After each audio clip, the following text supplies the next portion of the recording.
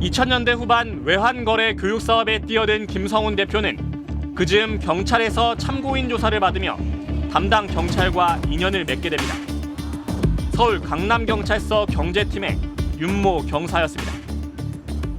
이후 두 사람 사이는 김성훈 대표가 윤 경사에게 회식하라며 용돈을 줄 정도로 끈끈한 사이가 됩니다.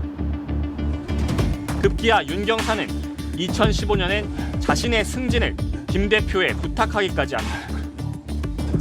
이번에 경위로 특진으로 승진하려면 백이 없으면 안 된다고 하네요. 도와주십시오. 어찌된 일인지 청탁은 현실이 돼 윤 경사는 특진에 성공합니다.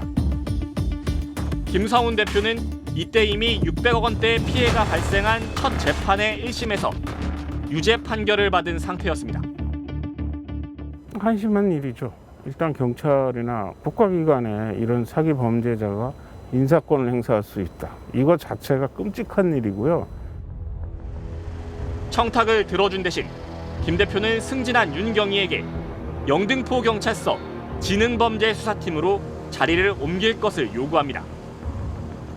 당시 IDS 홀딩스 사무실의 위치는 여의도, 바로 영등포 경찰서 관할 지역이었습니다. IDS 홀딩스를 관할하는 영등포 경찰서 지능범죄수사팀으로 가야 나를 도와줄 수 있다. 서장이 내가 지능팀 지원했을 때 계속 거부하다가 나중에 거부할 수 없는 백이 들어왔다며 발령냈대요. 누군가의 입김 덕분에 영등포서 지능팀으로 발령이 난 윤경희는 경찰청에 유사 수신업체 단속 계획을 흘려주며 김 대표에게 협조합니다. 경찰청 수사국이 IDS 홀딩스를 포함하여 유사 수신업체를 관리하며 예의주시하고 있습니다. 심지어 김성훈 대표는 자신이 고소한 다른 사건이 윤경희에게 배당되도록 손을 쓰기도 했습니다. 오늘 고소건 하나 들어갈 거야. 너한테 배당하라고 했다. 내 지휘 받아서 잘 처리하자. 김씨만 구속하면 돼. 이 과정에서 김성훈은 6천만 원이 넘는 뇌물을 윤경희에게 건넸습니다. 그렇다면 김성훈 대표의 부탁을 받아 경찰의 사건 배당까지 좌지우지할 수 있었던 윗선은 누구였을까? 바로 구은수, 당시 서울지방경찰청장이었습니다. 그리고 김성훈 대표와 구은수 청장을 엮는 핵심 고리 역할을 한 사람은 IDS 홀딩스에서 회장이란 직함을 달고 있던 유모 씨였습니다. 과거 자민련 후원회장을 맡았던 것으로 알려진 충청 지역 마당발입니다. 그 당시에 김성훈이가 그 불러온 소위 그 브로커가 있었어요. 소위 로비스트. 그 사람 이름이 유예요. 상당히 정관계에 엄청난 인맥을 자랑하는 사람이에요. 근데 그 사람이 2013년 정도에 IDS 홀딩스로 들어옵니다. 유 회장은 김성훈 대표가 한창 사업을 벌리던 2014년 무렵 여러 인물을 소개시켜줬습니다. 자유한국당 이우연 의원실의 김모 보좌관도 그중 한 명이었습니다. 당시 서울지방경찰청장이던 구은수 청장과 같은 충북 옥천 출신이기도 했습니다. 김성훈 대표는 유 회장을 통해 김 보좌관에게 2,500만 원을 건넸습니다. 자신과 특수관계인 경찰관 윤 씨 등이 승진할 수 있게 구은수 청장에게 청탁을 넣어달라며 준 돈입니다. 나중엔 윤경희를 김 대표 자신의 사건에 배당해달란 요구도 구은수 청장에게 전해졌습니다. 이게 일종의 사건 배당 문제인데요. 통상적으로 경찰 수사 단계에서는 배당의 어떤 공정성이 가장 중요하기 때문에 그 외부에서 더 나아가서는 경찰청 내부의 어떤 상급 기관, 상위 상급자라고 하더라도 이 배당에 관여해서는 안 되는 겁니다. 특정 경찰관에게 배당을 시킨다면은 외관상으로도 굉장히 수사 과정이 오염될 수가 있고요. IDS 홀딩스 7주년 행사에 축하 인사를 보냈던 경대수 전 의원도 사실 유 회장의 인맥이었습니다.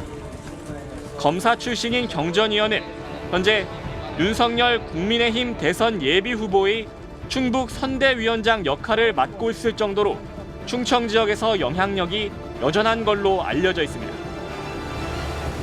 첫 재판에서 김성훈 대표의 집행유예를 이끌어낸 조모 변호사도 병대수 전 의원의 최측근 보좌관이었습니다. 제가 김성훈 대표님을 처음 뵙게 된 거는 2014년 7월이었습니다.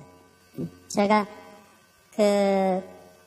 저 국회에서 보좌관 생활을 좀 했었습니다. 보좌관 생활을 하다가 다시 변호사로 복귀를 하고 얼마 안 있어서 맡았던 사건이었습니다. 서울 지역 경찰의 최고 책임자가 일선 경찰서 사건 배당에까지 관여하며 김성훈 대표의 편의를 봐준 내막은 2017년 검찰 수사에서 낱낱이 드러났습니다. 구은수 서울경찰청장은 구속 기소됐고 뇌물을 받고 수사 정보 등을 흘려준 윤경희는 지난 2017년 징역 5년형을 선고받고 현재 수감 중입니다. 그런데 당시 검찰 수사엔 석연치 않은 대목이 있습니다. 뇌물을 건넨 김성훈 대표의 뇌물 공여 혐의는 검찰이 최근까지 기소하지 않았다는 점이었습니다. 김 대표는 1조 원대의 사기죄로 수감돼 있을 뿐 경찰관에게 뇌물을 준 별도의 사건에 대해선 검찰이 아무 죄도 묻지 않았던 겁니다. 뇌물을 준 사람과 받은 사람이 있는데 받은 사람이 처벌이 됐으면은 준 사람에 대해서도 당연히 그 이제 뇌물 공여죄 부분을 수사를 해서 그것이 혐의가 있으면은 기소를 하는 게 맞다고 봅니다. 이에 반발하던 IDS 홀딩스 피해자들은 지난해 4월 따로 경찰에 고발장을 제출했고 사건을 넘겨받은 검찰은 지난달에야 김 대표를 추가 기소했습니다. 뇌물을 받은 윤경희가 기소된 지 4년 만에 이뤄진 늑장 조치. 이유를 묻는 스트레이트의 질문에 검찰은 해당 사건의 재반 사정을 고려하여 최근 법과 원칙에 따라 처리한 것이란 짤막한 입장을 보내왔습니다. 문제는 그 돈을 줬다는 사람이 사실상 거의 기소를 하지 않고 꽤나 오랜 시간이 흘러왔다는 거죠. 그리고 이제 와서야 그 사람을 기소하는 단계에 지금 이르고 있으니 만약 검찰이 그 당시에 수사가 적법했다면 지금도 기소하지 않아야 되는 게 적법한 것이고 그 당시에 알았다면 그 당시에 기소했는 게 옳은 거죠. 네, 화려한 인맥에 대담한 돌려막기 수법에 김성훈 대표가 왜 제2의 조희팔로 불렸는지 알 것 같습니다. 네, 김성훈 대표의 인맥을 한번 살펴보면요. 네. 일단 충청 지역의 마당발로 불리는 유 씨에게 회장이라는 직책을 주어 로비스트로 활용했고요. 이를 통해 병대수 의원 쪽과 연결됐고 나중에는 재판에서 도움을 받을 수 있었습니다. 또 유 회장이 소개해준 김모 보좌관을 통해 이우연 의원과 구은수 서울지방경찰청장에게도 접근할 수 있었습니다. 구은수 청장은 윤경희가 김성훈 대표 사건의 편의를 봐줄 수 있도록 영등포 경찰서에 압력을 행사했던 거고요. 야, 대단하네요. 예. 어쨌든 이렇게 연루된 이 경찰 정치인들은 기소가 돼서 이 진작에 유죄 판결을 받았어요. 그런데 정작 뇌물을 준 김성훈 대표는 최근에서야 재판을 받게 됐는데요.